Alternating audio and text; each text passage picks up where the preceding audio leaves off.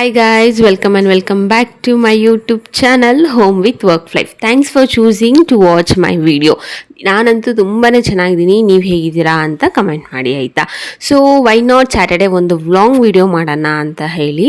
So ಎಲ್ಲ ಸ್ಯಾಟರ್ಡೇನೂ ಒಂದೇ ಥರ ಇರಲ್ಲ. ಸಮ್ಟೈಮ್ಸ್ ನಾನು ಆಚೆ ಹೋಗ್ತೀನಿ, ಸಮ್ಟೈಮ್ಸ್ ಅಮ್ಮ ಮನೆಗೆ ಹೋಗ್ತೀನಿ, ಇಲ್ಲಾಂದರೆ ಅತ್ತೆ ಮನೆಗೆ ಹೋಗ್ತೀನಿ, ಏನಾದರೂ ಶೆಡ್ಯೂಲ್ ಇದ್ದೇ ಇರುತ್ತೆ.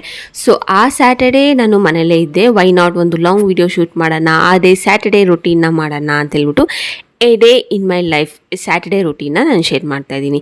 ನಿಮ್ಗೇನಾದರೂ ಇಂಟ್ರೆಸ್ಟ್ ಇದ್ದರೆ ಒಂದ್ಸರಿ ಚೆಕ್ ಮಾಡಿ. ಮದುವೆಗೆ ಮುಂಚೆ ಎಲ್ಲ ನಾನು ವಾಕಿಂಗ್ ಅಂತೂ ಕಂಪಲ್ಸರಿ. ನಂಗೆ ವಾಕಿಂಗ್ ಮಾಡೋದಂದರೆ ತುಂಬಾ ಇಷ್ಟ. ಮದುವೆಗೆ ಮುಂಚೆ ಅಲ್ಲಿ ಹತ್ರನೇ ಪಾರ್ಕ್ ಇತ್ತು, ಹೋಗಿ ಸ್ಯಾಟರ್ಡೇ ಸಂಡೇ ನಾನೇನಾದರೂ ಲೀವಲ್ಲಿದ್ದರೆ ಏನಾದರೂ ಯಾವಾಗಾದರೂ ಟೈಮ್ ಸಿಕ್ಕಿದಾಗೆಲ್ಲ ಹೋಗ್ತಾ ಇದ್ದೆ. ಸೊ ನಂದು ವರ್ಕ್ ಇರಬೇಕಾದ್ರೆ ಹೋಗೋಕ್ಕಾಗಲ್ಲ, ದಟ್ಸ್ ಫೈನ್, ಸ್ಯಾಟರ್ಡೇ ಸಂಡೇ ಆದರೂ ಹೋಗಿ ವೆಯ್ಟ್ನ ಬ್ಯಾಲೆನ್ಸ್ ಮಾಡೋಣ ಅಂತ. ಮದುವೆಗೆ ಮುಂಚೆ ಅದು, ಮದುವೆ ಆದಮೇಲಂತೂ ಇಲ್ಲಿ ವಾಕಿಂಗ್ ನನಗೆ ಅಷ್ಟು ಕಂಫರ್ಟಬಲ್ ಇಲ್ಲ ಅನ್ನೋದಕ್ಕಿಂತ ನನಗೆ ಯಾರೂ ಒಂದು ಗುಡ್ ಕಂಪನಿ ಇಲ್ಲ. ಸೊ ಇಲ್ಲಿ ಪಾರ್ಕು ಹತ್ರ ಇಲ್ಲದೆ ಇರೋ ಕಾರಣ ನಾನು ಮನೇಲಿ ವರ್ಕೌಟ್ ಮಾಡೋಣ ಅಂತ ಡಿಸೈಡ್ ಮಾಡಿದ್ದೀನಿ. ಈವ್ನಿಂಗ್ ಹೊತ್ತು ರಮೇಶ್ ಜೊತೆ ವಾಕಿಂಗ್ ಹೋಗ್ತೀನಿ, ಬಟ್ ಮಾರ್ನಿಂಗ್ ಅಷ್ಟು ಎಫೆಕ್ಟ್ ಇರಲ್ಲ ಅಲ್ವಾ. ವರ್ಕ್, ಕುಕ್ಕಿಂಗ್, ಕ್ಲೀನಿಂಗ್ ಮತ್ತು vlog, shoot, voice over, content, ಇದೆಲ್ಲ ಎಷ್ಟು ಸ್ಟ್ರೆಸ್ ಆಗುತ್ತೆ ಅಲ್ವಾ. ಸೊ ಅದರಲ್ಲಿ ಈ ಥರ ಒಂದು ಆ್ಯಕ್ಟಿವಿಟಿ ಇತ್ತು ಅಂದರೆ ನಮಗೆ ಒಂದು ಫುಲ್ ಆ್ಯಕ್ಟಿವ್ನೆಸ್ ಬರುತ್ತೆ ಅಂತ ನಾನು ಇದನ್ನು ಸ್ಟಾರ್ಟ್ ಮಾಡ್ಕೊಂಡಿದ್ದೀನಿ. ಇವಾಗ ಅದ್ರ ಜೊತೆ ಇದನ್ನು ಸ್ಟಾರ್ಟ್ ಆಯಿತು. ಸ್ಯಾಟರ್ಡೇ ಆಲ್ಮೋಸ್ಟ್ ರಮೇಶ್ಗೆ ವರ್ಕ್ ಇರುತ್ತೆ, ಯಾವಾಗಾದರೂ ರೇರಾಗಿ ಅವನು ಲೀವಲ್ಲಿ ಇರ್ತಾನೆ. ಅದು depends on there shift adjustment ಅಂತಲೇ ಹೇಳ್ಬೋದು. ಆ ಡೇ ರಮೇಶ್ಗೆ ವರ್ಕ್ ಇತ್ತು, ಸೊ ನಾನು ಮಾರ್ನಿಂಗೇ ಎದ್ದು ಸ್ವಲ್ಪ ವರ್ಕೌಟ್ ಮಾಡಿ, ಸ್ಕಿಪ್ಪಿಂಗ್ ಮಾಡಿ, ಅದಾದಮೇಲೆ ನನಗೆ ಆಫೀಸ್ ವರ್ಕಲ್ಲಿ ಏನಾದರೂ ಫೀಡ್ ಏನಾದರೂ ಬಂದಿದೆಯಾ ಅಂತ ಒಂದ್ಸರಿ ಚೆಕ್ ಮಾಡಿಬಿಡ್ತೀನಿ. ಯಾಕಂದರೆ ನನ್ನ ಫೋನಲ್ಲಿ ಫುಲ್ ಸ್ಟೋರೇಜ್ ಫುಲ್ ಆಗಿಬಿಟ್ಟಿದೆ, ಅದಕ್ಕೇ. ಸೊ ಯೂಶಲಿ ವೀಕ್ ಡೇಸಲ್ಲೆಲ್ಲ ಮಾರ್ನಿಂಗ್ ಆಗಿದ ತಕ್ಷಣ ಲಾಗಿನ್ ಆಗಿದಾಗ ಚೆಕ್ ಮಾಡ್ಕೊತೀನಿ, ಅದೇನು ಪ್ರಾಬ್ಲಮ್ ಆಗೋಲ್ಲ. ವೀಕೆಂಡ್ಸಲ್ಲಿ ಏನಾದರೂ ಈ ಸ್ಯಾಟರ್ಡೇ ಒಂದು ಚೆಕ್ ಮಾಡಿಬಿಟ್ರೆ ಸೊ ನೆಕ್ಸ್ಟ್ ಮಂಡೇ ತನಕ ಆರಾಮಾಗಿರ್ಬೋದು, ಯಾವುದೋ ಒಂದು ವರ್ಕ್ ಟೆನ್ಷನ್ ಇರಲ್ಲ ಅಂತ ಅಷ್ಟೇ.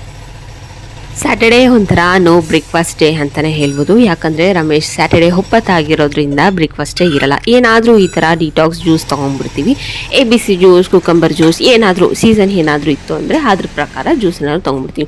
ಲಂಚ್ ಮಾತ್ರ ಸ್ವಲ್ಪ ಹೆವಿಯಾಗೇ ಇರುತ್ತೆ ಸ್ಯಾಟರ್ಡೇ ಮಾತ್ರ. ನನ್ನ ವೀಕ್ ಡೇಸಲ್ಲೆಲ್ಲ ವರ್ಕ್ ಮುಗಿಸ್ಕೊಂಡು ಬಂದು ಎಷ್ಟು ಐಟಮ್ಸ್ ಎಲ್ಲ ಮಾಡೋಕ್ಕೆ ನನ್ನ ಕೈಲಿ ಆಗಲ್ಲ. ಇನ್ ಕೇಸ್ ರಮೇಶ್ ಲೀವ್ ಇದ್ದರೆ ರಮೇಶ್ ಮಾಡ್ತಾನೆ, ಇಲ್ಲಾಂದರೆ ನಾನು ಬಂದು ಏನಾದರೂ ಒನ್ ಪಾಟ್ ರೆಸಿಪಿ, ಇಲ್ಲಾಂದರೆ ರೈಸ್ ಸಾಂಬಾರ್, ಇಲ್ಲಾಂದರೆ ಆ ಥರ ಏನಾದರೂ ಸಿಂಪಲಾಗಿ ಮಾಡಿ ಆ ಡೇನ ಕಂಪ್ಲೀಟ್ ಮಾಡ್ಕೊಂಬಿಡೋದು.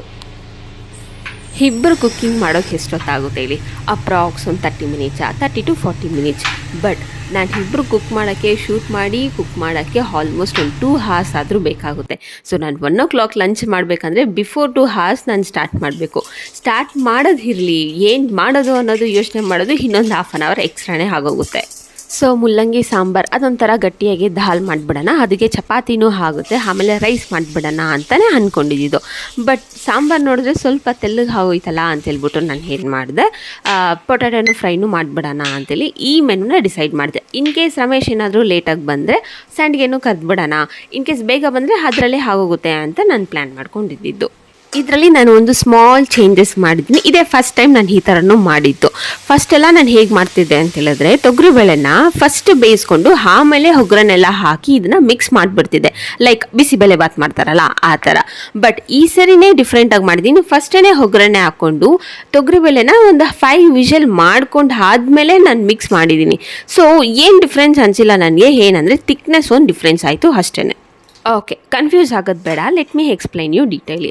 ಫಸ್ಟು ಎಣ್ಣೆಗೆ ಜೀರಿಗೆ, ಸಾಸಿವೆ ಮತ್ತು ಸ್ವಲ್ಪ ಉದ್ದಿನಬೇಳೆ, ಕಡಲೆಬೇಳೆನೂ ಹಾಕಿದ್ದೀನಿ ಬಿಕಾಸ್ ಆಫ್ ಟೇಸ್ಟಿಗೆ. ಅದಾದಮೇಲೆ ಒಣಗಿದ ಮೆಣಸಿನ್ಕಾಯಿ ಮತ್ತು ಆನಿಯನ್, ಟೊಮೊಟೊ ಇಷ್ಟನ್ನು ಹಾಕಿ ಚೆನ್ನಾಗಿ ಫ್ರೈ ಮಾಡ್ಕೊಳ್ಳಿ. ಅದಾದಮೇಲೆ ಮುಲ್ಲಂಗಿ, ಉಪ್ಪು, ಸ್ವಲ್ಪ ಹಿಂಗೆ ಹಾಕಿದ್ದೀನಿ.